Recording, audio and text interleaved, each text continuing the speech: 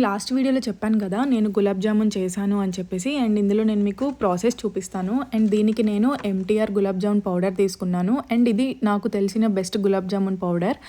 And other బ్రాండ్స్వి అయితే నాకు ఒక బ్రాండ్తో ఎక్స్పీరియన్స్ ఉంది, అదైతే అంత బాగోలేదు. ఆ స్మెల్ వచ్చింది అండ్ టేస్ట్ కూడా అంత బాగాలేకుండే.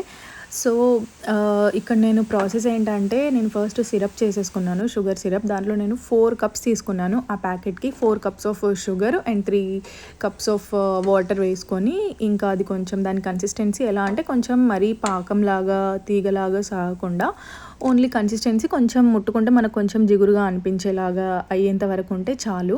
అండ్ బాల్స్ కూడా, ఈ డో కూడా నేను ఎలా చేశానంటే కొంచెం మిల్క్ అండ్ కొంచెం వాటర్ యాడ్ చేసి డో ప్రిపేర్ చేసుకొని వెంటనే బాల్స్ చేసేసుకొని ఈ ఆయిల్లో ఫ్రై చేసుకొని వెంటనే నేను ఆ షుగర్ సిరప్లో వేసేసాను. సో దట్ అది తొందరగా షుగర్ సిరప్ని పీల్ చేసుకుంటుంది కదా అనేసి. అండ్ నేను ఇక్కడ చూపిస్తున్నట్టుగా ఇలా బ్రేక్అవుట్స్ రాకూడదు అన్నమాట. అలా రాకుండా మంచిగా బాల్స్ చేసుకోవాలి. అవి ఆయిల్ వేడయ్యాక అందులో వేసుకొని వెంటనే షుగర్ సిరప్లో వేసుకుంటే చాలా బాగుంటుంది. And so this is a final result. And నేను దేవుడికి కూడా ఫస్ట్ పెట్టాను.